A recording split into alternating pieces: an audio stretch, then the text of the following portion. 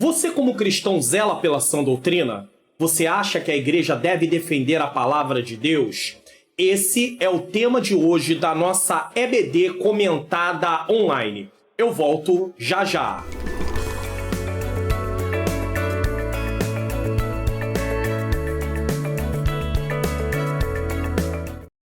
A paz do Senhor, quem vos fala é o pastor Mário Luna. Seja bem-vindo a mais uma EBD comentada online. É uma satisfação ter você aqui mais uma vez. Você que está chegando pela primeira vez, seja bem-vindo. Nós hoje vamos estar estudando aí a lição de número 11, o zelo do apóstolo Paulo pela sã doutrina. Nesse momento, vamos começar a nossa aula com uma oração. Senhor Deus e Pai, Pai amado e Pai querido, eu quero te agradecer por mais uma oportunidade de estar aqui na EBD comentada online. É uma alegria, é uma satisfação poder, Senhor querido, ministrar a Tua palavra, mas ao mesmo tempo também, Senhor, é com temor e tremor que eu faço. Me dá, Senhor, iluminação, para que eu possa, Senhor, ensinar o que está de fato na Tua palavra e que eles que estão assistindo possam compreender as verdades da Tua palavra, em nome de Jesus. Amém. Hoje nós estamos dando aqui prosseguimento à lição de número 11. Então vamos para o nosso texto áureo. 1 Timóteo capítulo 4, versículo 16 diz: tem cuidado de ti mesmo, Paulo falando com Timóteo, e da doutrina.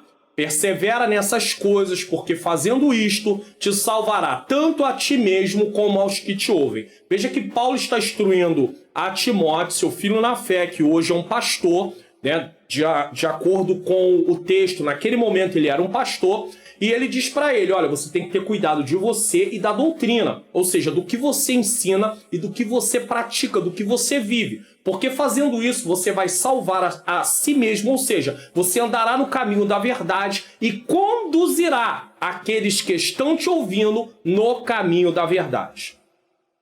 Verdade prática, a Igreja de Cristo é a única instituição divina na Terra que preserva e defende a sã doutrina diante dos enganos e males da heresia, ou das heresias, melhor dizendo. Então, o apóstolo Paulo aqui, nós estamos usando a vida dele como exemplo, e o comentarista aqui diz, a igreja é a única instituição na Terra que tanto preserva como defende a sã doutrina. A leitura bíblica em classe está na primeira carta de Timóteo, capítulo 6, versículo 3 a 6, e também segunda carta de Timóteo, capítulo 3, versículos 14 a 17. Se alguém ensina alguma outra doutrina não se conforma com as sãs palavras do nosso Senhor Jesus Cristo, com a doutrina que é segundo a piedade, é soberbo e nada sabe, mas delira acerca das questões e contendas de palavras, das quais nascem invejas, porfias, blasfêmias, ruins suspeitas. Por que o apóstolo Paulo diz isso? O apóstolo Paulo diz que a pessoa que ensina outra doutrina, tá? Ele não ensina a doutrina que é conforme o que o Senhor Jesus nos ensinou e passou aos seus discípulos, e o apóstolo Paulo também recebeu essa doutrina. Ele diz que essa pessoa é soberba, ou seja, convencido, nada sabe, mas delira. Delira fala de uma obsessão por algo, ou seja, ele tem uma obsessão por uma coisa que não é verdadeira. Aí o apóstolo Paulo continua.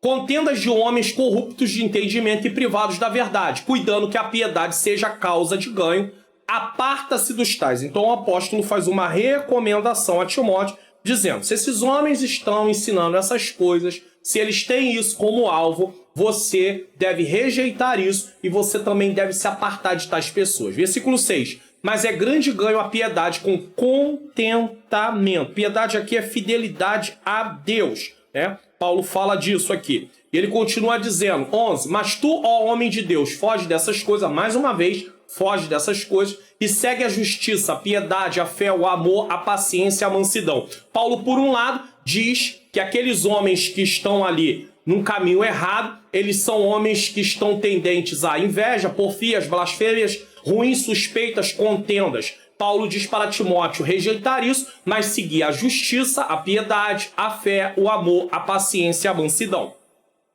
2 Timóteo 3, do 14 ao 17. Tu, porém, permanece naquilo que aprendeste e de que foste inteirado, sabendo de quem o tens aprendido, e que desde a tua meninice sabe as sagradas letras e que podem fazer-te sábio para a salvação pela fé que há em Cristo Jesus. Toda a escritura divinamente inspirada é proveitosa para ensinar, para redarguir, para corrigir, para instruir em justiça, para que o homem de Deus seja perfeito, perfeitamente instruído para toda boa obra. Vamos agora para o conteúdo da nossa lição. Primeiro tópico vai falar da ortodoxia versus heterodoxia. Segundo tópico vai falar sobre a ameaça de corrupção doutrinária. E o terceiro tópico vai falar sobre a igreja como guardiã da sã doutrina. O objetivo geral dessa lição é asseverar o zelo pela sã doutrina. Os objetivos específicos estão dentro dos tópicos. Eu tenho um aviso importante a fazer para você, né? Esse aviso é sempre importante para que você tenha conhecimento disso, que é: os links com o resumo e os slides dessa aula estão na descrição do vídeo. De quando em quando, esse aviso vai aparecer durante a aula, para você não esquecer, né? Que os links estão aí. Você pode baixar tanto o resumo que eu estou lendo aqui, tá? Como o slide também, que está passando o resumo, só que um está em PDF, só texto, e o outro tem essas imagens que eu vou passando aí, tá? Então, só para você poder ter conhecimento em relação ao que eu estou oferecendo para que você possa baixar e estudar ou, de repente, até ajudar na ministração da sua aula. Vamos dando prosseguimento aqui, recapitulando o quê? As lições que nós já estudamos. Por quê? Eu tenho sempre dito durante todo o trimestre que a revista é completa. Então não adianta só você estudar a lição de número 11 sem compreender o todo. Existem lições preciosas como um todo da revista. Então vamos lá, tá bom? Na lição 1 nós estudamos o mundo do apóstolo Paulo. Falamos que estava sobre ali o domínio dos romanos, a cultura era grega e Paulo era adepto do judaísmo. Na lição 2 estudamos Saulo de Tarso perseguidor. Ele não acreditava que o Messias seria um homem que morreu como um condenado, como um malfeitor. Então ele perseguia a igreja de Deus achando que estava fazendo uma coisa boa para Deus. Na lição 3 nós estudamos a conversão de Saulo de Tarso, quando Jesus encontra Saulo no caminho e ele ali tem um encontro e ele se converte ao Evangelho de Cristo Jesus. Na lição 4 nós vemos Paulo, a vocação para ser apóstolo. Deus chamou Paulo para ser um apóstolo, então nós vamos aprender como isso aconteceu. Na lição 5, Jesus Cristo e este crucificado, a mensagem do apóstolo Paulo. Paulo agora começa a pregar o evangelho e Jesus Cristo é a mensagem que Paulo está pregando. Se você não assistiu esta lição ou alguma das lições que eu estou citando aqui, vale a pena, depois de assistir essa lição aqui, de hoje, a lição 11, você voltar e assistir as lições que você ainda não assistiu. Na lição 6, Paulo no poder do Espírito. Ou seja, Paulo prega sobre Jesus e faz isso no poder do Espírito Santo. Na lição 7, nós vemos agora o resultado do que Paulo está fazendo. Paulo começa a plantar igrejas, ou seja, Paulo, o plantador de igrejas. Uma vez que ele prega, almas estão aceitando Jesus e ele precisa fundar igrejas. Na lição 8, vemos Paulo, discipulador de vidas. Depois de pregar, e ele está ali estabelecendo igrejas, ele precisa discipular esses novos convertidos. O discipulado não é apenas no momento na vida, mas nós somos discipulados durante toda a vida. Existem níveis de discipulado. Eu sou um pastor pela bondade de Deus, mas eu também estou dentro de um discipulado. Eu sou discípulo. Estou sempre aprendendo em relação a Cristo, a sua própria palavra. Na lição 9, nós vemos Paulo e a sua dedicação aos vocacionados. Paulo precisa de pessoas para o ajudar. Ele não tem como fazer tudo sozinho. Hoje, existem igrejas que não conseguem crescer simplesmente porque é centralizado tudo na mão de uma única pessoa e com isso não há uma ajuda, uma contribuição. Pessoas não têm o que fazer e a obra fica ali travada. Então, Paulo se preocupava primeiro em treinar as pessoas que tinham vocação para ajudar em discipular e também pregar para novas vidas. Na lição 10, vemos Paulo e o seu amor pela igreja. Paulo ama a igreja. Isso era resultado do seu amor por Jesus Cristo. E na lição de hoje, lição de número 11, o zelo do apóstolo Paulo pela sã doutrina. Paulo ama Jesus, Paulo ama a palavra de Deus e por isso defende a palavra de Deus. Paulo ama o povo de Deus que é alvo do amor de Deus. Na lição de número 11, que vai ser ministrada no dia 12 de dezembro de 2001, é o Dia da Bíblia. Comemoramos o Dia da Bíblia nesse dia 12 de dezembro de 2021. Agora eu quero convidar você para dar uma olhada no conteúdo do meu canal. Se você ainda não deu uma olhada, eu quero convidar você a dar uma olhadinha aqui no conteúdo do meu canal. Eu tenho um canal aqui. Você já se inscreveu no canal? Você, se não se inscreveu, se inscreva. Compartilha esse vídeo. Também ative o sininho das notificações e dá um like também nessa aula para que o YouTube possa recomendar ela para outras pessoas. Aqui no meu canal eu tenho aí vários vídeos, né? Tem todas as aulas aí da EBD Comentado Online que você está assistindo. Eu tenho até a lição 11, ela não aparece aqui. Aqui está até a 10, mas eu tenho a lição 11, que é a lição de hoje. Então você tem várias lições aí para você poder aproveitar e assistir as lições que você não assistiu. Você já conhece o Expondo as Escrituras aqui no canal? Onde eu leio o texto, eu explico o texto e eu aplico o texto, tanto na primeira carta de Pedro, como no livro de Salmos. Então eu tenho aí a introdução da carta de Pedro, a origem da salvação, as evidências no caso da nossa salvação, eu tenho alegria nas provações, eu tenho os profetas do Antigo Testamento, os anjos e a nossa salvação, e eu tenho aí também ainda sede santos, uma vida de santificação e andar em temor. Nos salmos, eu tenho um salmo aí de número 1,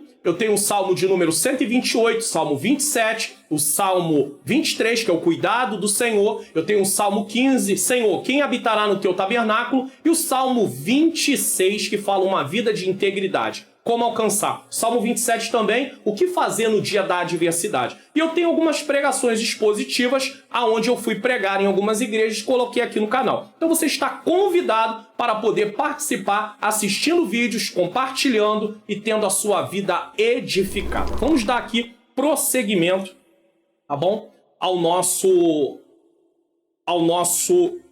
nossa aula. Tem links aí na descrição do vídeo, tá? Do Expondo as Escrituras, nesse caso, que você pode acessar, tá? Expondo as Escrituras, aí você pode acessar. Vamos dar continuidade à nossa aula? Introdução. Qual é o fim do mandamento? Por que devemos zelar pela sã doutrina? Qual é o ponto de equilíbrio da sã doutrina? Tudo isso tem a resposta no decorrer da lição. O assunto que estudaremos nesta lição responderá a essas questões que se mostram importantes para a nossa caminhada na vida cristã. Que o Espírito Santo o enriqueça na graça e no conhecimento. Então, deixa eu fazer uma explicação aqui sobre essa introdução. A lição de hoje se concentra no valor da palavra de Deus para a igreja. Em relação à Bíblia, cremos na sua inerrância, infabilidade e suficiência para toda a regra de fé e prática. Inclusive, o tema do próximo trimestre será a supremacia das Escrituras. Inclusive, eu vou até deixar você ver aqui, tá bom? A revista vai ser essa aí, ó. Inclusive, eu vou colocar no canal aqui um panorama, tá? Sobre, ou já coloquei quando você estiver assistindo essa aula, um panorama sobre o primeiro trimestre de 2022, falando sobre todas as lições de forma rápida para você conhecer o que vamos estudar. Uma lição muito importante que vai tratar na teologia do tema Bibliologia, é a matéria Bibliologia, a supremacia das Escrituras, uma matéria que eu já ministrei há uns 20 anos atrás, eu ministrava no seminário que eu dava aula, então, muito importante. Vamos dar continuidade aqui. Para nós, zelar pela sã doutrina é inegociável, pois os ventos de doutrina se apresentam cada vez mais em nossos dias. Usaremos nesta lição a vida e ministério do apóstolo Paulo para demonstrar como ele tinha zelo pela sã doutrina. Paulo se preocupava com as ameaças dos discursos vãos que os falsos mestres faziam no seio da igreja para corromper a sã doutrina. Por isso, ele apela ao bom senso pastoral de Timóteo para que ele enfrente com autoridade os falsos mestres e mantenha o modelo de tudo quanto foi ensinado acerca da genuína doutrina. A palavra zelo, que no grego koiné, possui tanto um sentido bom, ardor, devoção, como um sentido mau, desconfiança e inveja. Isso quer dizer que o contexto vai determinar o sentido da palavra zelo. Aqui eu quero até fazer uma explicação, porque eu acho que é de valor o que eu vou falar aqui. Por exemplo, a Bíblia fala da palavra mundo. Então, vamos lá. Deus amou o mundo de tal maneira, não ameis o mundo e nem no que o mundo há. Deus criou os mundos. A palavra mundo é dada em 3 vezes aqui nesses versículos. Só que em cada versículo ela tem um sentido diferente. Quando a Bíblia diz Deus amou o mundo de tal maneira, pelo contexto nós entendemos que mundo aqui é a humanidade. Está falando dos homens e mulheres que foram criados. Tá? Quando a Bíblia diz não ameis o mundo nem no que o mundo há, ela está falando sobre o sistema. Ou seja, Deus está nos alertando que não podemos amar o sistema do mundo que é corrompido por causa da influência de Satanás. E quando a Bíblia diz que Deus criou os mundos, está falando da criação de forma geral. Então, dependendo do contexto, a palavra terá outro sentido. Assim é com a palavra zelo, nesse caso. O zelo por alguma causa errada é perigoso e arruinador. E até o zelo mal orientado por uma boa causa pode criar um espírito acalorado e prejudicial. Então, o zelo por uma causa, tá? No caso, o zelo mal orientado por uma boa causa. Ele é mal orientado, a causa até é boa, mas ele é mal orientado, pode criar o quê? Um espírito acalorado, pode ter discussões, é algo prejudicial, tá? O zelo mal orientado tem provocado muitas perseguições, banimentos, encarceramentos e até mesmo crimes de sangue. Isso é uma coisa terrível. Paulo tinha um bom zelo em favor das igrejas que havia fundado para que prosperassem no sentido espiritual. 2 Coríntios capítulo 11, versículo 2. Estou zeloso de vós, né? Em resumo, Paulo se preocupava com a saúde espiritual da igreja e por isso zelava pela sã doutrina. E nós precisamos fazer o mesmo. Então, Paulo queria ver o crescimento da igreja e por querer ver o crescimento da igreja, ele zelava pela sã doutrina. Tópico 1. Ortodoxia versus heterodoxia. Vamos tratar do que nesse tópico 1? 2 termos técnicos importantes. 2. Conceito de ortodoxia. 3. Conceito de heterodoxia. Ou seja, o primeiro tópico vai dar uma definição do que é ortodoxia e o que é heterodoxia. 2 termos importantes. 2 termos técnicos importantes. Vamos lá. Quando o texto está em preto, é a da lição, igualzinho está na revista. Quando estiver em vermelho, é porque eu estou explicando o que eu estou lendo na revista. Vamos lá. Ortodoxia e heterodoxia são 2 termos técnicos necessários à teologia para compreender a distinção entre um ensino correto e os desvios quanto à doutrina bíblica. Esses termos nos ajudam a compreender a preocupação de Paulo com a invasão de heresias nas igrejas locais. Vamos lá, explicar isso aqui. Já que ortodoxia e heterodoxia são 2 termos técnicos necessários à teologia, precisamos então definir o que é teologia. É uma situação porque ainda existe muita aversão, como existiu no passado, muita aversão à teologia. Mas vamos entender aqui do que se trata. Muitos cristãos, por desconhecerem de fato o que é teologia, reprovam inclusive quem estuda teologia. Tem melhorado mais no meio pentecostal, mas ainda há muita discriminação. Há pessoas que são discriminadas até porque vão estudar teologia. Existe até aquela questão, tem pessoas que dizem assim, a pessoa estuda teologia, ela acaba se achando melhor do que os outros, superior. Às vezes o preconceito não parte de quem estudou, e sim de quem não estudou, se sente inferiorizado e ataca quem estudou. Isso é um problema seríssimo. Você também pode estudar se você quiser, fique à vontade. Agora, não desfaça de quem está se empenhando em estudar para aprender mais, para poder ensinar. Porque como é que vamos ensinar aquilo que nós não aprendemos? Eles acham que estudar teologia é desnecessário, pois o que importa é ser cheio do Espírito Santo. O que é ser cheio do Espírito Santo? Podemos ver de 2 formas. Ser cheio do Espírito Santo pode ter a ver com batismo no Espírito Santo, falar em línguas estranhas, pela bondade de Deus. Eu sou batizado no Espírito Santo. Ter dons espirituais, pela bondade de Deus. Eu também recebi alguns dons espirituais do Senhor. Tá, mas ser cheio do Espírito Santo também pode estar falando de uma vida transformada. E é fruto. O que mede a espiritualidade de um cristão não é falar em línguas estranhas, nem muito menos ter dons espirituais. O que mede a espiritualidade de um cristão é a transformação de vida que é vista pela produção de frutos através do Espírito Santo na nossa vida. Porém, como podemos ter certeza que temos uma vida agradável a Deus sem conhecê-la através da sã doutrina? Ou seja, de conhecer estudando a palavra. Próximo trimestre de 2021, primeiro trimestre de 2022, vamos estar estudando sobre a supremacia das Escrituras. E aí vamos entender como aprender a palavra, como ler a palavra, como interpretar a palavra, porque a palavra é importante, mas nós precisamos estudar. E a teologia trata disso. Existem várias definições para a teologia, porém quero ser bem simples. O termo teologia é formado pela combinação de duas palavras gregas, theos, que significa Deus, e logos, que significa razão, sabedoria ou pensamento. Portanto, teologia significa literalmente pensamento de Deus, ou raciocinar sobre Deus. Teologia é qualquer reflexão sobre as questões essenciais da vida que aponte para Deus. Então, quando a gente está conversando qualquer coisa que aponte para Deus, nós, de certa forma, estamos tratando de teologia. É justamente aqui que encontramos perigos, pois existem níveis de teologia de acordo com o conhecimento sobre Deus que as pessoas têm. Teologia é a fé em busca de entendimento. A pessoa não quer primeiro entender para depois crer. Ela crê e depois ela busca o quê? Entender. Primeiro a pessoa crê, depois ela precisa entender. Caso ela não faça isso, terá uma fé cega, movida pelo seu coração que é enganoso. Pessoas assim geralmente dizem que sentiram no coração que deveriam fazer isso ou aquilo, mas não se baseiam no que a Bíblia diz sobre o assunto. É justamente daí que surgem distorções do que a palavra de Deus diz e também as heresias. Você está entendendo?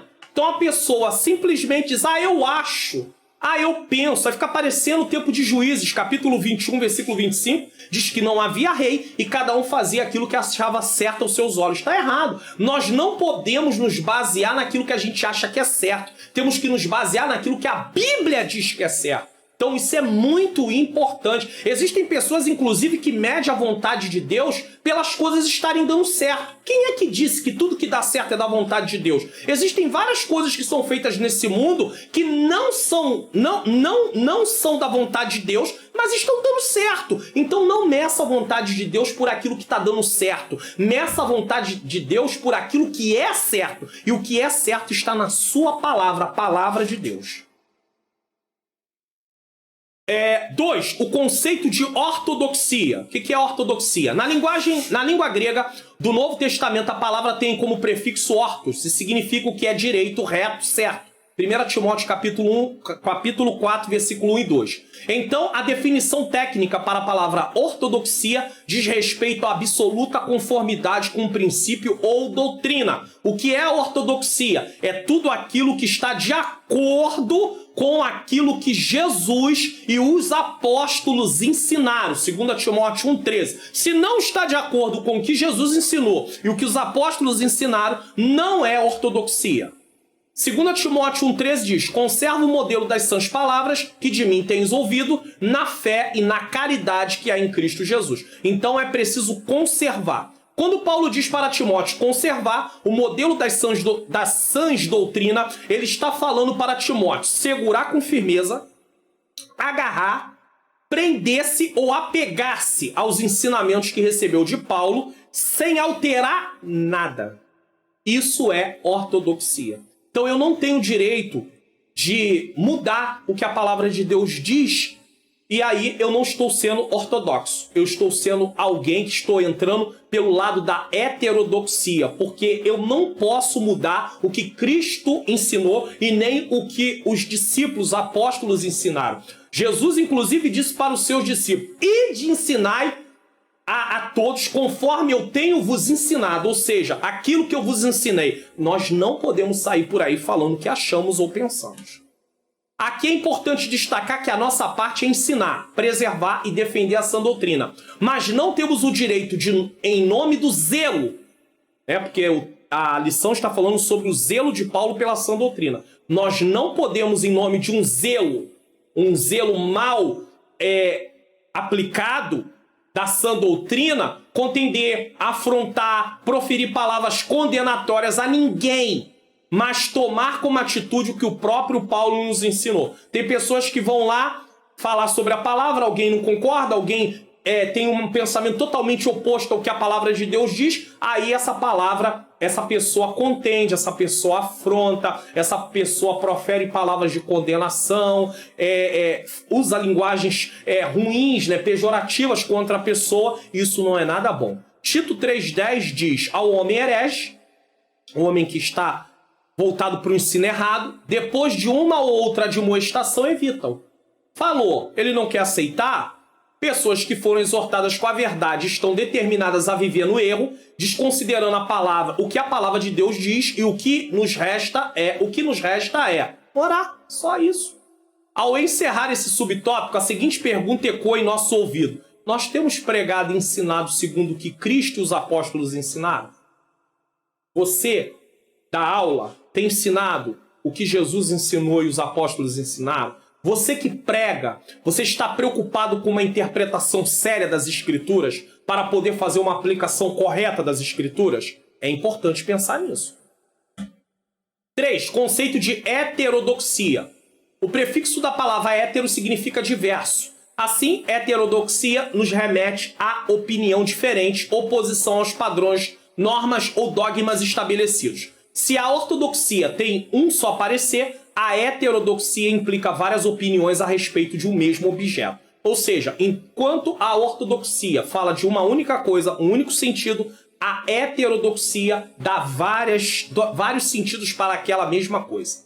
Para o apóstolo Paulo, a igreja deve manter a unidade doutrinária da fé e combater com veemência as doutrinas de demônio. 1 Timóteo 4:1. A igreja deve ser, portanto, ortodoxa. Um só parecer baseado no que Cristo e os apóstolos ensinaram. Sua advertência é o antídoto para nós nos dias de hoje. Devemos, pois, fortalecer a unidade doutrinária em nossas igrejas. Então vamos ver o que diz aqui. Dentro da visão da heterodoxia, predomina o relativismo. O que é relativismo, pastor Mário Luna? Ele é a concepção filosófica segundo a qual nada é definitivamente certo nem absoluto. No relativismo não existe coisa certa. Por que não existe coisa certa? Preste atenção aqui, ó. Cada pessoa tem a sua própria verdade.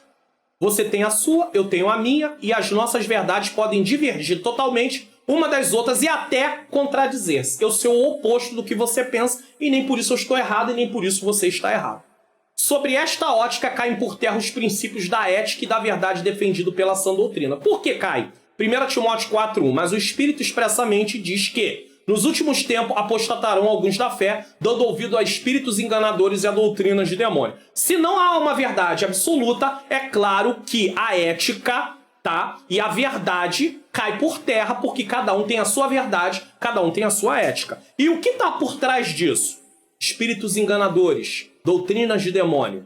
Paulo foi usado pelo Espírito Santo para alertar aos presbíteros de Éfeso sobre a chegada dos falsos mestres. Atos 20, 29 e 30. Nós já estudamos sobre isso na lição anterior, se não me falha a memória, lição 9. E pelo mesmo Espírito alerta o pastor Timóteo, que está pastoreando a igreja de Éfeso, que esse tempo chegaria e, como consequência, alguns se apostatarão da fé. E já estava chegando porque as pessoas estavam indo pelo caminho errado. O nosso Deus revela tanto o seu mistério como as mentiras de Satanás. A expressão últimos tempos abrange todo o período desde a primeira vinda de Cristo até a consumação em sua segunda vinda. É um período marcado pela manifestação dos falsos profetas, Mateus 24:11, e falsos cristos que enganarão a muitos, Marcos 13:22, e falsos ensinos, resultando assim em apostasia. Porque se tem falso ensino, as pessoas acabam se apostatando da fé. Enquanto a santificação é um processo progressivo na vida daquele que crê em direção a cada dia mais ter uma vida consagrada a Deus, a apostasia é o contrário. É o abandono deliberado e consciente da verdade da fé cristã. As pessoas começam a regredir na fé, podendo chegar ao ponto de decidirem não mais crerem em Deus e na salvação oferecida por Ele. Ou seja, existe um ponto que a pessoa chega dentro da apostasia que ele se apostatou totalmente. Às vezes ele está se apostatando, mas aí ele se apostatou totalmente. E ele não quer mais saber nem de Deus, nem de salvação. Para ele não importa nada disso mais. Isso é o resultado direto das falsas doutrinas promovidas por espíritos enganadores, que Paulo chama de doutrinas de demônio. Isso quer dizer que quem está por trás das heresias são os espíritos enganadores, os próprios demônios. Os falsos mestres são inspirados por demônios, assim como os apóstolos eram inspirados pelo Espírito de Deus. Ou seja, o diabo tem seus ministros também, pessoas que estão prontas a produzir e proferir heresias. Satanás tem seus próprios ministros e suas próprias doutrinas. Isso é uma coisa muito triste, mas é uma realidade que a igreja precisa estar atenta. As Escrituras descrevem o diabo não apenas como tentador, atraindo pessoas para o pecado, mas também como enganador, seduzindo as pessoas para o erro. Os falsos mestres são escravizadores dos homens e difamadores de Deus. Eles proíbem o que Deus ordena, Deus diz que pode, eles dizem que não pode, e escravizam pessoas impondo a eles restrições que Deus nunca fez. Então eles proíbem o que Deus diz que pode, e eles dizem que aquilo que Deus diz que não pode, pode fazer. Ou seja, eles fazem ao contrário nesse caso. O que Deus diz que pode, eles dizem que não pode. O que Deus diz que não pode, eles dizem que pode. Para promover a unidade doutrinária, a igreja precisa priorizar o ensino da palavra. E é sobre isso que vamos tratar no primeiro trimestre de 2022, sobre a supremacia das Escrituras. Ela deve focar na exposição das Escrituras, como eu mostro aqui no canal. Eu tenho o Expondo as Escrituras, onde eu leio o texto, eu explico o texto e eu aplico o texto. Está aqui na descrição, nesse vídeo, você pode acessar o Expondo as Escrituras depois que assistir essa aula, se você quiser. E eu tenho a exposição na primeira carta de Pedro, eu estou em curso na primeira carta de Pedro e também no livro de Salmos. Alguns salmos já estão gravados aqui no meu canal. Isso é muito importante para preservar a unidade doutrinária. Então ela deve focar na exposição das Escrituras em suas pregações. Exposição bíblica e pregação expositiva é a mesma coisa. Ler o texto, explicar o texto e aplicar o texto. Onde o texto é lido, explicado e aplicado as verdades contidas nele para as nossas vidas. O tempo para a pregação no culto deve ser prioridade. Também promover eventos de ensino constante, dando primazia a eles em relação a esse amontoado de festividade, onde se canta muito e se aprende pouco. Por quê? Há muitos cultos que tem 1h40 de tudo e tem 20 minutos de pregação. Olha, se a palavra é prioridade, ela teria que ter pelo menos o mesmo tempo do restante no culto. Então não, a palavra tem sempre o menor tempo e isso é muito ruim, isso é muito errado. Isso priva o povo de aprender sobre Deus para saber como lidar no dia a dia com as circunstâncias, com as situações, se ele aprender a palavra de Deus. E também promover eventos de ensino. Há muitos lugares que se preocupam com muita festividade, canta-se e pouco tem aproveitamento no ensino da palavra de Deus. Então é preciso focar mais no ensino, porque o povo depende do ensino para saber como se conduzir diante da presença do Senhor. Síntese do tópico 1. Como ortodoxia, nos referimos à doutrina cristã enquanto for coerente com o que Cristo e os apóstolos ensinaram. Então, é coerente? É ortodoxia. Com heterodoxia, tudo que for diferente disso. Você está gostando do conteúdo dessa aula? Então, compartilhe lá na sua rede social, se inscreva no canal, ative o sininho das notificações e não deixe de dar um like no vídeo. Às vezes muitas pessoas assistem a aula, mas não dão um like. Dê um like, porque isso faz com que o YouTube possa ver a sua interação com o vídeo e isso pode fazer com que ele venha recomendar para outras pessoas. Seja um colaborador desse canal. Tópico 2. A ameaça de corrupção doutrinária. Vamos tratar sobre, primeiro subtópico, a advertência do apóstolo Paulo. Depois vamos tratar quais eram os problemas de ordem doutrinária e vamos tratar sobre fábulas e genealogias intermináveis, tá? Então isso aí é o que nós vamos tratar nesse tópico 2. Advertência do apóstolo Paulo. Em 1 Timóteo, Paulo adverte acerca de alguns que não ensinem outra doutrina. Aqui a palavra para outra é héteros, diverso. Por isso Paulo se refere a outra doutrina como que nada tinha a ver com a genuína doutrina de Jesus Cristo. Não tem nada a ver. Então, vamos lá. Esse zelo para preservar a sã doutrina trazia um contexto de homens sem escrúpulos, que não respeitavam os ensinos apostólicos, falsos mestres. O apóstolo os identifica como lobos cruéis vestidos de ovelha que investiam contra o rebanho de Deus, não o perdoando. Atos 20, 29 e 30. A igreja de Éfeso estava ameaçada por falsas doutrinas e corria sérios riscos em virtude da infiltração de perigosas heresias. Timóteo precisava admoestar as pessoas que se haviam infiltrado na igreja com a intenção de pregar uma mensagem heterodoxa. Ou seja, estavam trazendo uma mensagem diferente. A sã doutrina é absoluta e não admite que outro evangelho seja pregado. Nada é mais nocivo para a saúde espiritual da igreja do que as falsas doutrinas. Ninguém é mais perigoso para a igreja do que os falsos mestres. A igreja sempre sofreu ataques em relação ao ensino de doutrinas falsas. Em nossos dias é preciso diferenciar grupos de pessoas dentro dessa questão. Questão de que falsas doutrinas, falsos ensinamentos, tudo que se fala pode ser categorizado, tudo que está além do que a palavra diz pode ser categorizado com falsa doutrina, heresia. Vamos entender isso aqui um pouquinho melhor. Existem pessoas pregando e ensinando a palavra de Deus, mas por falta de treinamento para compreender a necessidade de uma interpretação correta que resulta em uma aplicação correta do texto, acabam dando significado para determinados textos que não é aquilo que o texto lido significa.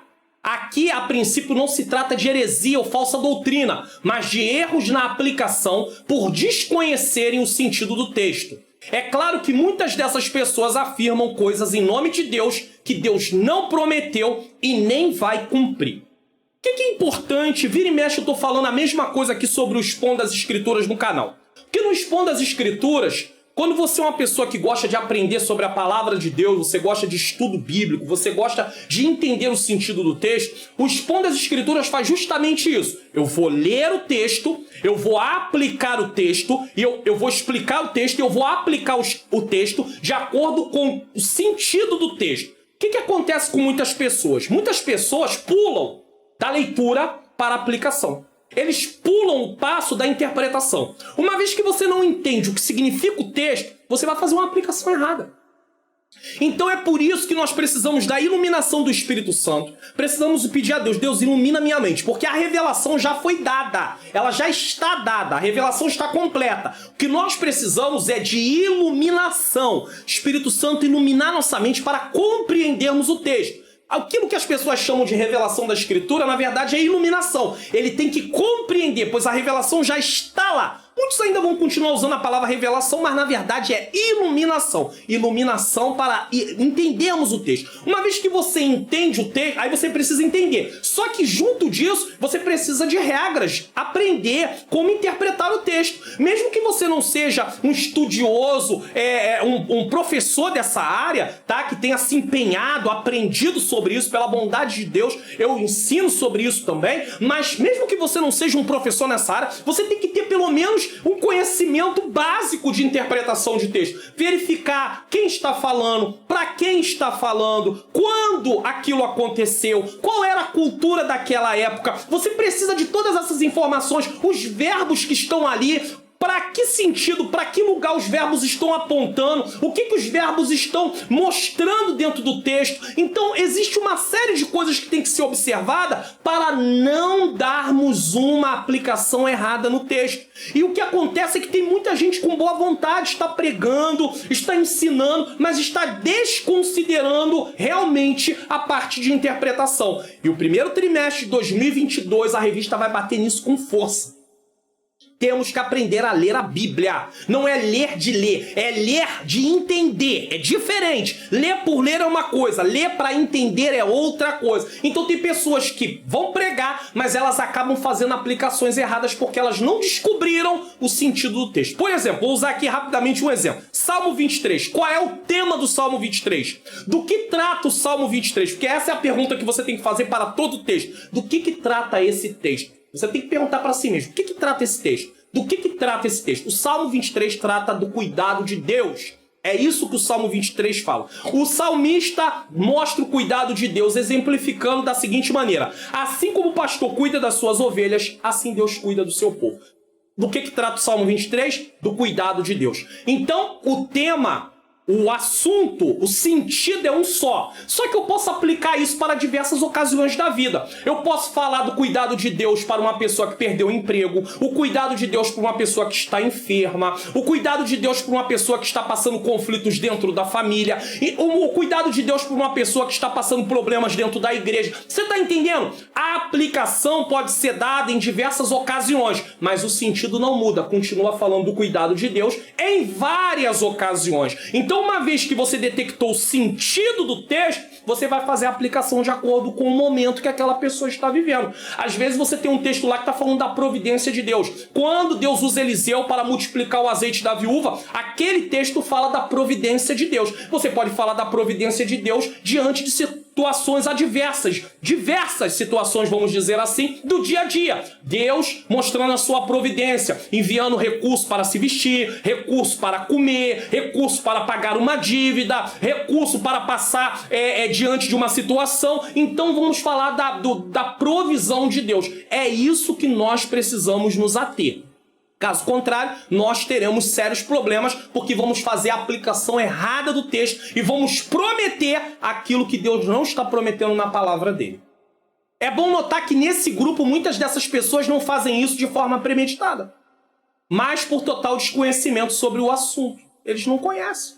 E aqui eu não estou falando de uma pessoa que mora numa região que não tem nenhum recurso para estudar. Eu não estou falando dessas pessoas. Estou falando de muita gente que tem recurso, tem internet, passa às vezes várias horas do dia no celular, vendo um monte de coisa, mas não se prepara para realmente pregar a palavra de Deus como é. Ou seja, vai pregar na noite, no dia que vai pregar, às vezes senta lá, meia horinha, acha que já tem o texto já dominado e vai pregar a palavra de Deus e não leva em consideração um tempo para orar, um tempo para poder estudar, para preparar uma mensagem, para preparar uma aula. Quantos professores de escola dominical que vão dar aula no domingo, às vezes pega de noite no sábado, abre a revista, leu a revista, fechou a revista e vai dar aula? Não tem nenhum comprometimento com a palavra de Deus. Você tem que ter compromisso com as coisas de Deus. Você não pode fazer isso. Pastor, mas eu não tenho tempo. Aí começa a complicar. Porque se você não tem tempo nenhum para estudar a palavra de Deus, então fica difícil você ensinar. Porque você precisa aprender. E para aprender você tem que dedicar tempo. Caso contrário, não é. Você vai ficar com muita dificuldade. Vai ser uma aula ali que você vai correr muitos perigos. Você pode dizer coisas que não deve dizer. Você pode afirmar coisas que não deve afirmar. Então você precisa tirar tempo para preparar a sua aula de escola bíblica dominical, se você é um professor pela bondade de Deus, ou a pregação. E aí, nós temos aí essa questão do total desconhecimento. Só que existe um outro grupo, e aí esse aqui é o grupo que é um perigo, realmente, que eles fazem isso de forma premeditada. Eles torcem as escrituras sabendo que estão torcendo. Eles fazem isso de caso pensado. E qual é a finalidade disso? Tirar proveito das pessoas, arrancar coisas materiais das pessoas, ou satisfazer as pessoas através do ego delas, porque elas querem ser satisfeitas. Como assim? 2 Timóteo 4, 3 e 4, na nova versão transformadora, diz: pois virá o tempo em que as pessoas já não escutarão o ensino verdadeiro, seguirão seus próprios desejos e buscarão mestres, professores, falsos mestres, que lhe digam apenas aquilo que lhe agrada os ouvidos. Rejeitarão a verdade e correrão atrás de mitos, fábulas, coisas, invenções, fantasias. Tá? 2. Quais eram os problemas de ordem doutrinária que acontecia nos dias de Paulo? As igrejas plantadas por Paulo e os outros apóstolos no primeiro século sofreram com a infiltração dos conceitos filosóficos pagãos e judaizantes na interpretação da doutrina apostólica. Então eles queriam interpretar a doutrina de Cristo à luz do judaísmo. Eles queriam interpretar a doutrina de Cristo à luz da filosofia. E hoje ainda é muito comum isso acontecer. Então tem pessoas que vão pregar, mas a base dele é filosófica. Tem pessoas que vão pregar, ele usa coisas que ele não parte das escrituras, ele parte da filosofia. A filosofia em si, ela não será ruim quando ela é uma boa filosofia, mas ela vai servir apenas para complementar e nunca como sustentar a mensagem do Evangelho. A mensagem do Evangelho é sustentada pela própria palavra. Nas igrejas como de Corinto ou Éfeso, havia os que afirmavam crer no Evangelho, mas não renunciavam aos costumes pagãos. Queria continuar vivendo, porque havia gentios, eles eram gentios, e eles tinham vindo de uma vida promíscua. Tanto é que você vê na carta de Pedro, Pedro dizendo que eles devem deixar isso, aquilo. Paulo diz para eles deixarem a mentira, para eles deixarem o engano, a malícia. Pedro também fala sobre isso. Por quê? Porque eles eram gentios, eles vinham de uma vida totalmente distorcida da vontade de Deus. Outros traziam uma bagagem religiosa do legalismo judaico. Aí já eram os cristãos que tinham vindo do judaísmo, aliado ao gnosticismo. Aí já tinha a área filosófica. 1 Coríntios 1,12. É lamentável que hoje haja os que defendem uma banalização da graça de Deus para, em nome dela, viverem em licenciosidade. E os judaizantes que confundem a liturgia cristã com a judaica. Então há os que procuram uma vida de licenciosidade. Existe aqueles que confundem a liturgia cristã com a judaica. Pessoas que estão trazendo para o meio do culto coisas do judaísmo, estola sacerdotal, mandam reproduzir uma arca, colocam a arca não como desenho, né, atrás, esculpida, não. No meio do culto mesmo, coloca a arca, diz que a presença de Deus está ali por causa daquela arca, trazem um cajado, trazem uma água qualquer, dizem que aquela água é santa, que vai abençoar quem vai comprar, ou quem vai ser tocado, ou quem vai participar daquela água. Há coisas terríveis acontecendo por causa de distorções das escrituras, por uma má interpretação, tá? Confundem a liturgia cristã com a judaica, bem como a moral cristã com o legalismo judaico. Ou seja, a moral cristã em que sentido, pastor? No sentido assim, começa com aquela questão legalista, no sentido assim, eu sou aceito por Deus que eu não faço isso, não faço aquilo outro. Não, você é aceito por Deus por causa do que Jesus Cristo fez. Você tem que viver em conformidade com a vida salva, mas você foi aceito por causa do que Jesus fez, não por causa do que você faz. Tem gente que acha que merece coisas de Deus porque jejua, porque consagra, porque ora, porque lê Bíblia. Você não merece por causa disso. Os méritos não são teus, os méritos são de Jesus. Se a cruz não tivesse acontecido, se Jesus não tivesse ido para a cruz, nem eu nem você estava aqui. Então tudo parte de Jesus, nunca de nós.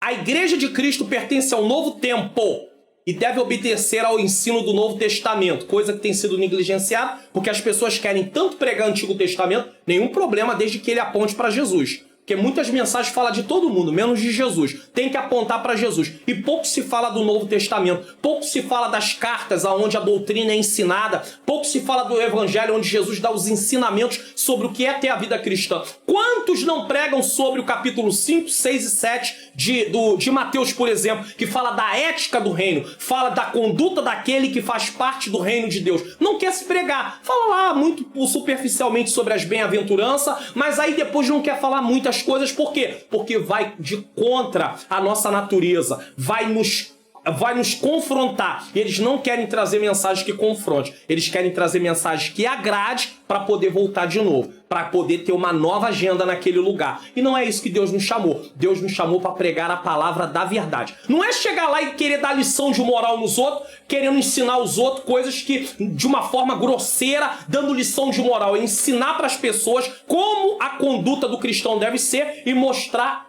aonde nós vamos conseguir ter essa conduta. Através de quem? Através de Jesus. Lição de moral, até um não crente pode dar para um cristão às vezes. Sabe por quê? Porque tem coisas que ele não faz e o cristão faz. E ele pode chegar lá e dizer, larga isso. Por quê? Porque ele não faz. Não é lição de moral, é ensino bíblico. E mostrar que a base desse ensino é o próprio Cristo. É ele que nos ajuda a vencer. É justamente por isso que a doutrina falsa é perigosa, pois ela quer se passar como doutrina verdadeira, e isso é muitas vezes resultado de uma interpretação errada das Escrituras. Se interpreta errado, pula a interpretação, vai para a aplicação. Haviam aqueles que pensavam que a liberdade que receberam poderia ser usada para fazer o que quisessem, pois estavam debaixo da graça. Eles não entenderam que houve uma troca de senhor em suas vidas. O que é isso, pastor Mário Lona? Antes de Cristo, nós éramos escravos do pecado. Cristo nos redimiu. Cristo nos resgatou. Esse resgate, redenção, é como se um pagamento, tá, de uma dívida, e nós fomos lá comprados como escravos numa feira e viemos agora para o senhorio de Jesus. Então houve uma troca de senhores. Outrora éramos servos do pecado, agora somos servos de Jesus. E aí a gente não vive para fazer a nossa vontade, nós vivemos para fazer a vontade de Cristo. Cristo, em Marcos 8,34, ele diz, se alguém quiser ser meu discípulo, negue-se a si mesmo, tome a sua cruz e siga-me. Você não é mais dono da sua vida. Paulo diz em Gálatas 2,20, não vivo mais eu, mas Cristo vive em mim. A vida não é mais dele. O Evangelho, Marcos também diz 8,35, se não me falha a memória, que aquele que quiser ganhar a vida vai perder. E o que é ganhar a vida nesse caso? É querer viver para si. Se você quiser viver para satisfazer seus desejos, suas vontades, você vai perder. Porque naquele grande dia você vai estar separado para sempre de Deus em tormento. Mas aquele que perder a sua vida por amor a Cristo e do Evangelho, ele vai ganhar. Por quê? Ainda que ele tenha que se negar, ainda que com a ajuda do Espírito de Deus ele possa negar a si mesmo, através de uma ação de Deus, e você buscando e sendo auxiliado, tendo uma transformação de dentro para fora através da ação do Espírito Santo, e aí você tem muitas coisas que você vai deixar de fazer porque isso tem a ver com desobediência a Deus, você vai ganhar o quê? Vida eterna. Comunhão eterna com Deus. Isso é importante dizer aqui, tá? A vida cristã exige transformação de vida. Tem transformação? É vida cristã. Não tem transformação? É complicado. Não há como ser cristão e continuar com as práticas do mundo. Não tem como ser cristão e continuar com as práticas do mundo. Pastor, me dá aí um exemplo aí de algo que eu possa ver sobre isso aí, ó. Vou mostrar para você aqui no canal mais uma vez, ó. No Expondo as Escrituras aqui no canal, ó. Você pode aqui, ó, entrar no meu canal e aí você tem aqui, ó, você passando a carta de Pedro, você tem aqui, ó, sede santos, uma vida de santificação, e eu tenho aqui, ó, andai em temor. São 2 vídeos que você pode assistir para ter uma ideia do que é vida transformada. Vai ajudar bastante você nessa compreensão. Tá? Como eu disse aí, eu falo no meu canal do Expondo as Escrituras, e nós já tratamos sobre os judaizantes e dos gnósticos na lição de número 9. Paulo e sua dedicação aos vocacionados. Então eu não vou falar sobre isso.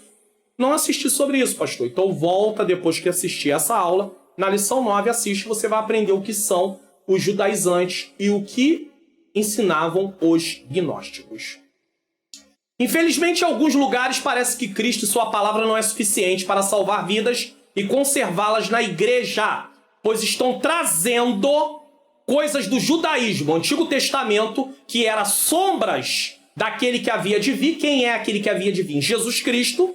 Eles defendem uma crença em algo que não tem nada a ver com a igreja de Jesus, pois não entendem que a revelação é progressiva e houveram coisas para o tempo do Antigo Testamento que se cumpriram em Jesus e nós não temos mais ordem para praticar isso. Querem viver à luz do Antigo Testamento, trazendo para as pessoas um ensinamento que nem Jesus e seus apóstolos ensinaram, mas pelo contrário, o próprio apóstolo Paulo combateu essa questão das coisas do judaísmo. Nós temos aí, tópico 3, fábulas e genealogias intermináveis. Era outro problema que havia nos dias de Paulo. No tempo de Paulo havia os mestres falsos que propagavam fábulas e lendas da vida judaica, como culto aos anjos, Colossenses capítulo 2, 18.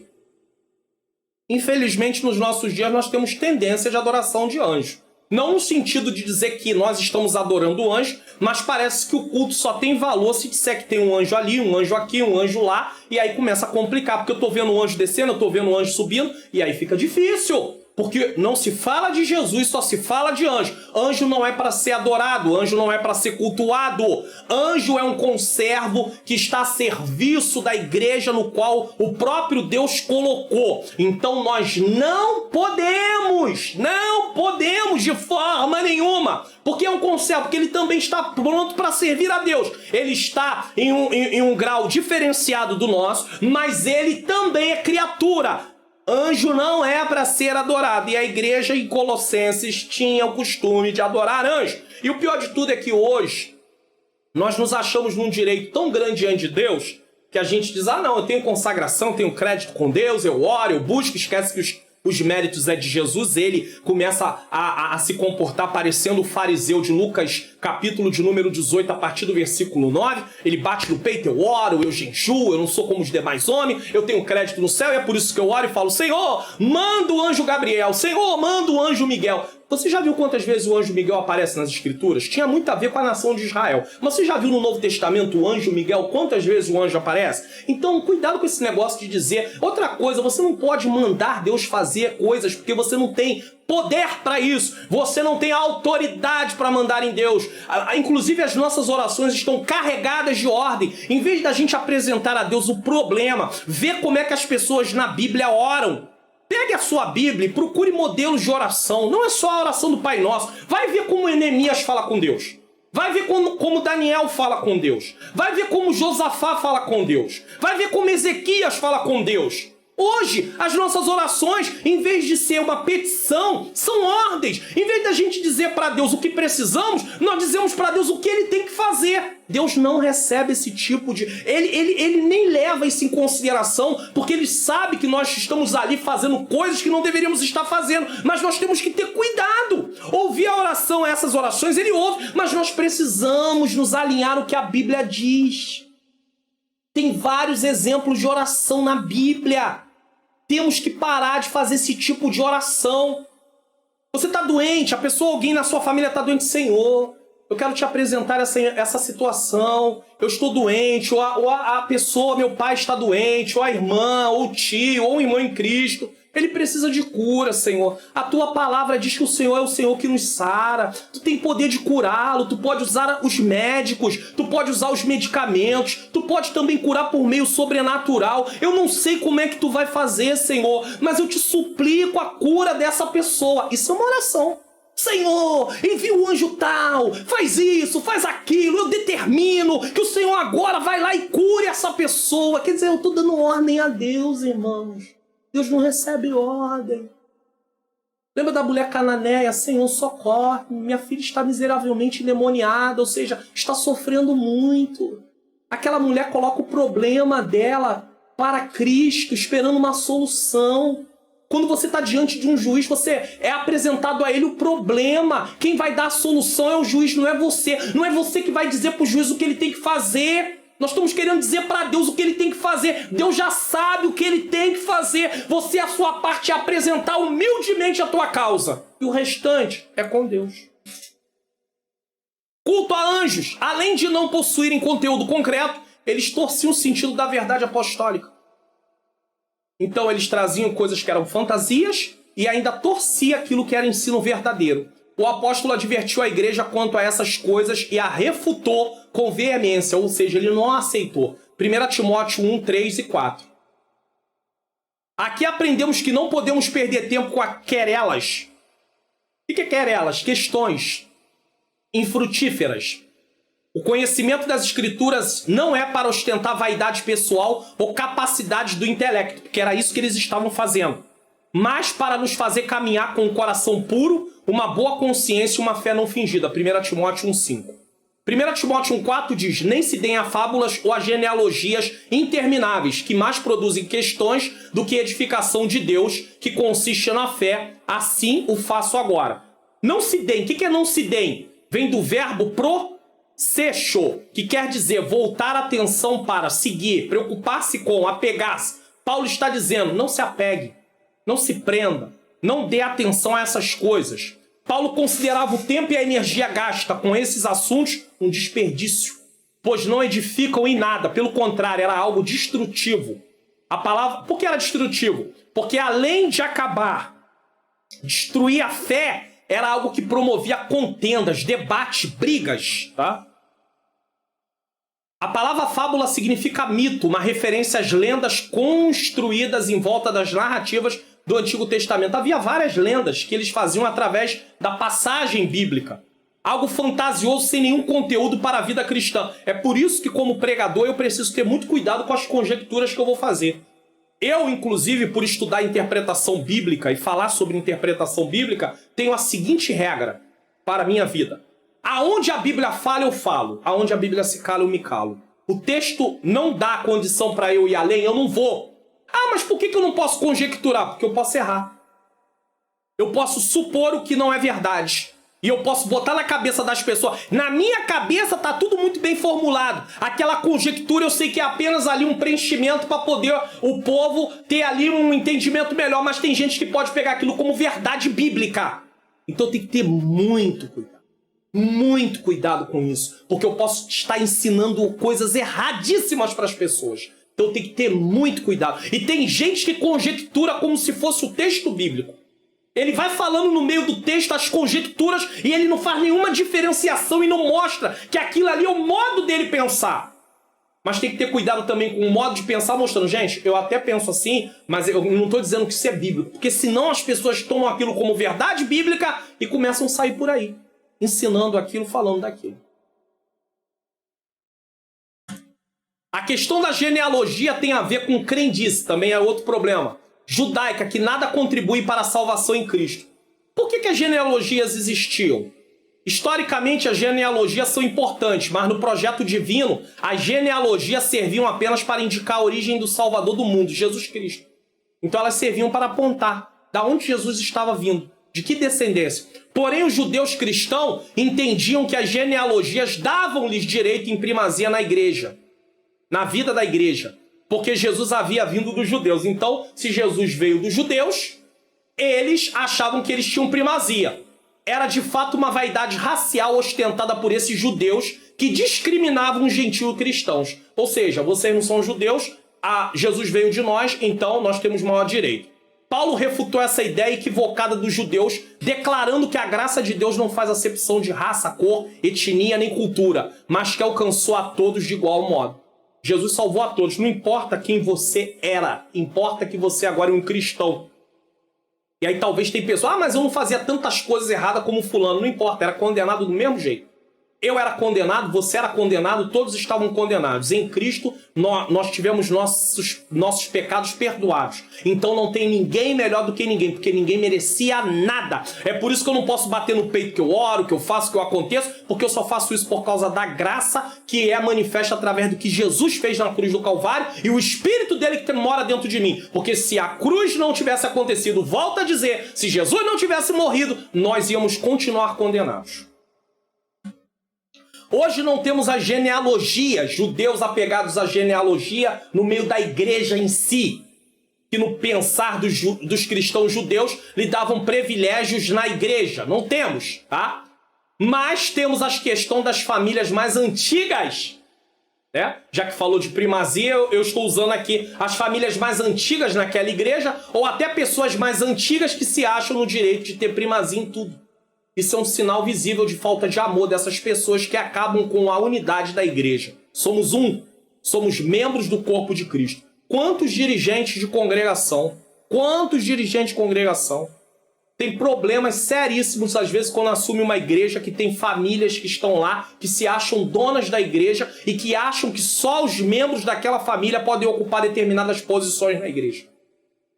Quantas pessoas sofrem novas, porque às vezes chega lá e tem a vocação que algum deles tem, e aí começa a rivalidade da parte deles para com essas pessoas. Em vez deles ficarem felizes que chegou alguém que tem o ministério do louvor também, eles ficam chateados. Em vez deles ficarem felizes que chegou um professor de escola bíblica dominical também, eles ficam chateados. Em vez deles ficarem felizes que chegou mais alguém que prega a palavra de Deus, eles ficam chateados. Então há uma rivalidade. E eles se acham melhores por quê? Porque tem mais tempo. A gente começou o trabalho aqui, a gente está aqui desde que começou, é tempo de casa, é INSS, como é que é esse negócio? Deus vê por esse lado? Ei, Deus está vendo, é a transformação das nossas vidas. E lembrando, ela depende do que Jesus fez na cruz do Calvário. Nós não somos autossuficientes, somos dependentes. Se Deus tirar o seu Espírito Santo, nós estamos perdidos. E aí as pessoas estão brigando por quê? Porque tem mais tempo. E aí até humilha quem está chegando depois. Não aceita quem chega depois ter um cargo também, uma posição. Ficam chateados. E tem até dirigentes que perdem o cargo lá na frente da filial, da congregação, porque vão lá encher a cabeça do pastor da igreja dizendo que o dirigente fez coisas que não fez, só porque eles são centralizadores e eles querem tomar conta do poder. Mas Jesus está vendo esse negócio. Jesus está vendo tudo. E isso um dia vai acabar. Síntese do tópico 2. Paulo sempre admoestou a igreja contra as ameaças de corrupção doutrinária. Paulo sempre falou sobre isso. Por quê? Porque ele estava preocupado que não fosse corrompida a sã doutrina. Você está gostando do conteúdo da aula? Mais uma vez eu te peço para compartilhar. Já se inscreveu no canal? Ativou o sininho das notificações? Agora, ó, dá um like, não esquece. Muitas vezes você assiste o vídeo, mas esquece do like. Colabora aí com o canal e compartilha lá no seu Facebook, no status do seu WhatsApp. Vamos lá, número 3, último tópico, a igreja como guardiã da sã doutrina. Nesse subtópico aqui nós vamos tratar de 3 pontos. Primeiro, a igreja é a coluna e firmeza da verdade, tá? Deixa eu passar aqui pela revista, antes de entrar no texto. Primeiro, a igreja é a coluna e a firmeza da verdade. Segundo, a igreja, o objetivo do zelo pela sã doutrina. E terceiro, a primazia do amor. Então vamos lá. Em Timóteo, o apóstolo declarou que a igreja sustentava a verdade. 1 Timóteo 3,15. Por conseguinte, diante das falsas crenças, a igreja é a coluna e firmeza da sã doutrina. Ela é a demonstração viva e santa da verdade revelada nas Escrituras. Ou seja, nós precisamos viver aquilo que a palavra de Deus diz, senão nós não vamos ser realmente, o testemunho do que as Escrituras dizem. Por isso, a igreja mantém e defende a sã doutrina contra todo erro, oposição intelectual, filosófica e religiosa dos falsos mestres. A igreja, ela é a defensora. Não podemos descuidar desse papel. A igreja é o fundamento da verdade na medida que se baseia em Cristo, pois ele é o fundamento da igreja. 1 Coríntios 3,11. O próprio Cristo é a verdade. João 14,6. Disse Jesus: eu sou o caminho, eu sou a verdade, eu sou a vida. Ninguém vem ao Pai senão por mim. A igreja é comparada com uma coluna e um fundamento. Como a coluna sustenta o teto. A coluna sustenta o teto. E como fundamento sustenta toda a estrutura da casa. Assim a igreja sustenta a gloriosa verdade do evangelho no mundo. A igreja sustenta a verdade por ouvi-la. Não só por ouvi-la, mas por obedecê-la. Mateus 13,9. Por usá-la corretamente. Maneje bem a palavra da verdade. 2 Timóteo 2,15. Por isso que é importante ler o texto, explicar o texto. Para isso você vai ter que ter estudado para compreender o texto e aplicar as verdades daquele texto que você leu para quem está lá participando daquele culto. Tem gente que lê um texto e fala sobre tudo menos sobre o texto que leu. E aí fica difícil, né? A gente nem sabe por que ele escolheu aquele texto. Então, por usá-la corretamente, por guardá-la no coração, Salmo 119:11, escondi a tua palavra no meu coração para não pecar contra ti, por defendê-la, Filipenses 1,16, por proclamá-la, Mateus 28:18-20. Analisando essas duas metáforas, John Stott assevera que a igreja tem dupla responsabilidade em relação à verdade. Quais são elas? Primeiro, como fundamento, sua função é sustentar a verdade com firmeza, de tal forma que ela não caia por terra sobre o peso dos falsos ensinos. Então a igreja tem que proclamar a verdade. Segundo, como coluna, tem a função de mantê-la nas alturas, de modo que não fique escondida do mundo. O que isso quer dizer? Sustentar com firmeza a verdade é a defesa e a confirmação do evangelho. Então, defende-se e confirma-se o evangelho. Mantê-la bem alto é a proclamação, é pregar o evangelho. Não podemos descuidar desse nosso papel. 2. O objetivo do zelo pela sã doutrina. Qual seria o objetivo de zelar pela sã doutrina? Lembra do início da lição sobre aquelas 3 perguntas que são feitas, que eu fiz logo no início? Qual é o fim do mandamento? Por que devemos zelar pela sã doutrina? E qual é o ponto de equilíbrio da sã doutrina? É uma resposta só para tudo, mas vamos lá. Qual seria o objetivo de zelar pela sã doutrina? Preservar o amor de um coração puro e de uma fé não fingida. Qual é o fim do mandamento? Amor. Qual seria o objetivo de zelar pela sã doutrina? Preservar o amor. O que dá equilíbrio? O amor. A finalidade da defesa da doutrina é o amor como prática sincera da fé em Cristo. Se nós fomos ensinados, precisamos praticar. E nós vamos praticar através do amor que sentimos, o amor de Deus que está na nossa vida. O falso ensino e os falsos mestres geram contenda, dissensões e gangrenas na comunhão. Logo, não há cristianismo ortodoxo sem a prática do amor, de um coração puro e de uma fé não fingida. Uma vez que eu fui ensinado a palavra, o amor tem que brotar no meu coração. Não como um sentimento, mas como um fruto, como uma decisão que vem para que eu possa, colocar em prática. Então, o Espírito Santo vai produzir esse fruto na minha vida mediante eu buscar, e eu decido que eu quero que aquilo esteja em prática na minha vida. Ortodoxia é doutrina certa, piedade é vida certa.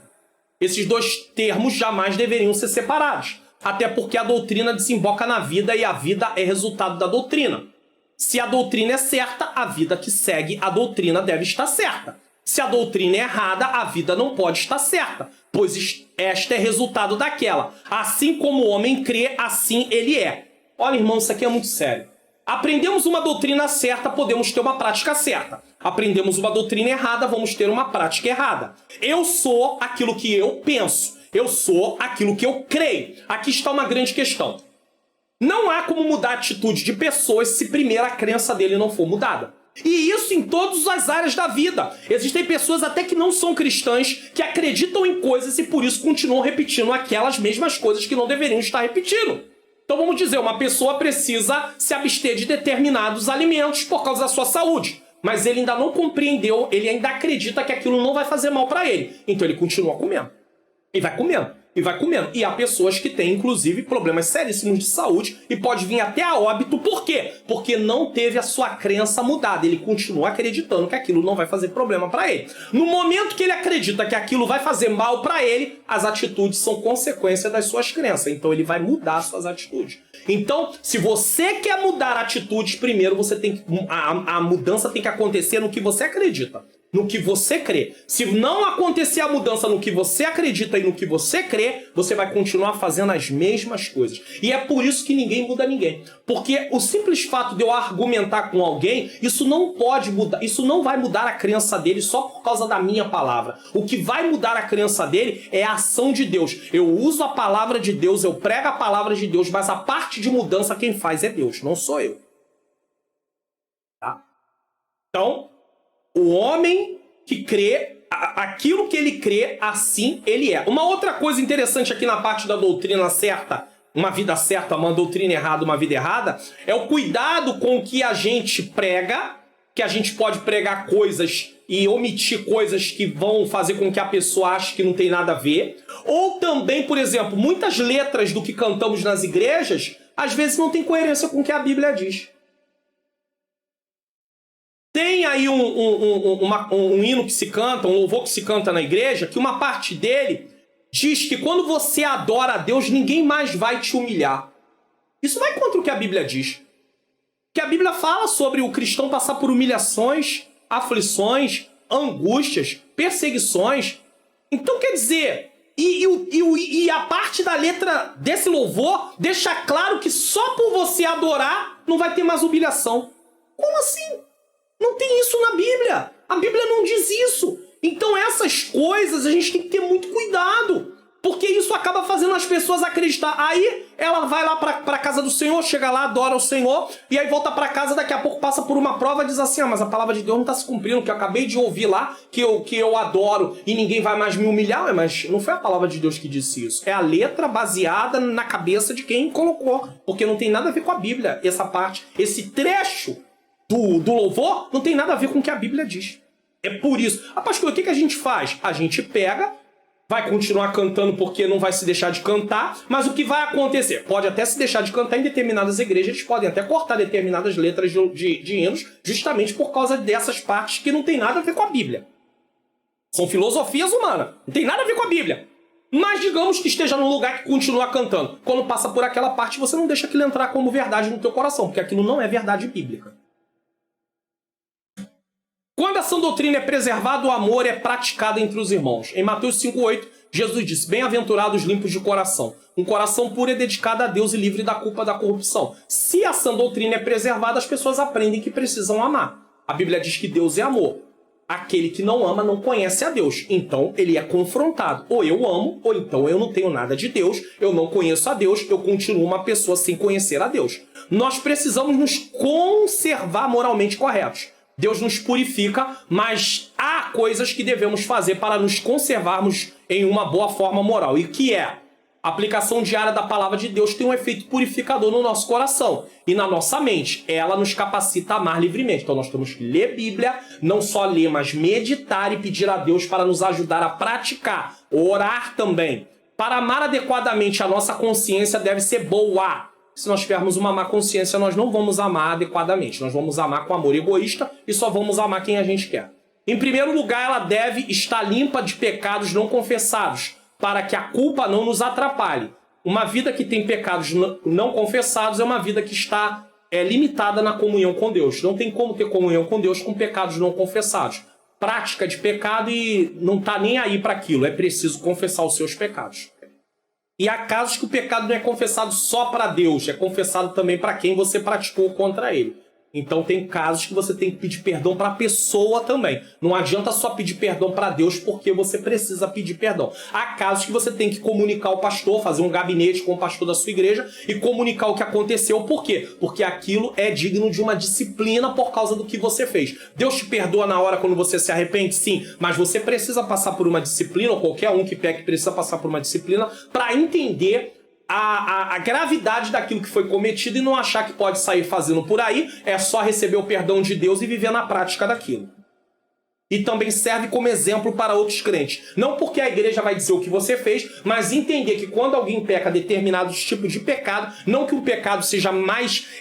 eu quero usar aqui que um pecado seja mais pecado do que o outro, mas existem consequências diferentes. Existem pecados que a consequência também é passar por uma disciplina. Então quem vê aquilo vai aprender e dizer assim, não, eu não posso viver assim porque eu preciso andar em conduta correta para não passar por esse tipo de coisa. Então nós podemos aprender também com as falhas que às vezes os outros cometem, ou alguém aprender com alguma falha que eu cometi. Em segundo lugar, as nossas motivações devem estar livres do pecado e do ganho pessoal, pensando em promoção, em nome no destaque, em dinheiro. Então poderemos amar abertamente. Quando tentamos amar os outros sem uma fé não fingida em Cristo, os nossos esforços para servir tornam-se vazios e egoístas, porque somos hipócritas, né? A fé sincera nos capacita a amar genuinamente. Tem pessoas que na frente abraçam, eu tô contigo, vira as costas, eu não gosto desse irmão, detesto esse irmão, e ainda diz para outras pessoas. Isso é fé fingida. Porque na frente mostra que é uma coisa e por trás mostra que é outra. É hipocrisia contra a pessoa e uma fé fingida porque as pessoas acham que você tem uma vida realmente cristã e você não tem. Os mandamentos e as instruções desta carta a Timóteo revelam o desejo de Paulo de conservar a verdade mais pura em todos os ensinos da igreja. Assim como uma mãe alimenta o seu filho com alimentos puros, Paulo também alimentava a igreja somente com o puro ensino da verdade da palavra de Deus. Ele concentrava-se na verdade e no amor do evangelho. Isso protegeria a igreja das divisões causadas pelos falsos ensinos. Então Paulo, ele tinha como meta ensinar a palavra, pregar a palavra, ensinar a palavra, pregar a palavra. Ele diz para Timóteo, prega a palavra. Quantas pessoas ocupam o púlpito da igreja, fala de um monte de coisa, não tem nada a ver com a Bíblia, não tem nada a ver com o texto que ele leu. Você está ali na oportunidade para pregar a palavra. As pessoas não querem saber da sua vida, de detalhes da sua vida, de coisas que passam. Tem gente que perde tempo dizendo para onde foi, da onde veio, as agendas que está fazendo. As pessoas não querem saber disso, as pessoas precisam, porque isso não edifica as pessoas. As pessoas precisam ouvir a poderosa palavra de Deus. Pastor, mas eu não posso usar alguma coisa como uma ilustração para trazer uma clareza dentro do que eu estou pregando? Pode. Desde que seja coerente com o assunto que está lá dentro do texto e desde que você não coloque aquilo como se fosse a prioridade à palavra, como se estivesse ali apenas apoiando o seu testemunho. Não. O seu testemunho é que apenas vai estar ali trazendo uma clareza dentro, um exemplo dentro do que você está pregando. E aí tem gente que ocupa o tempo todo falando um monte de coisa, menos a palavra de Deus. 3. A primazia do amor. O fim do mandamento é o amor. Então cumpriu-se as respostas lá da introdução, todas elas são o amor. 1 Timóteo 1,5. Em 1 Timóteo o amor aparece como um freio, um instrumento de equilíbrio no combate às falsas doutrinas. Na Epístola Paulina o combate nunca é contra a pessoa. Então, quer dizer, o amor é um freio. A Bíblia diz que a nossa luta não é contra a carne nem contra o sangue. Então, nunca é contra a pessoa. Mas contra as ideias que elas representam.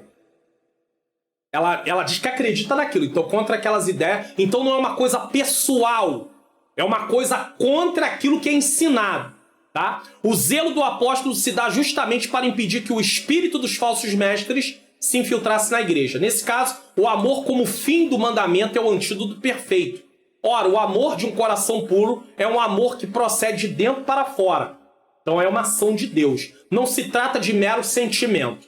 Nesse amor, o coração é santificado pelo Espírito Santo, gerando uma pureza interior, pois um coração sujo pelo pecado não pode agir amorosamente. Já um coração limpo diante de Deus recebe e vê as coisas espirituais com transparência.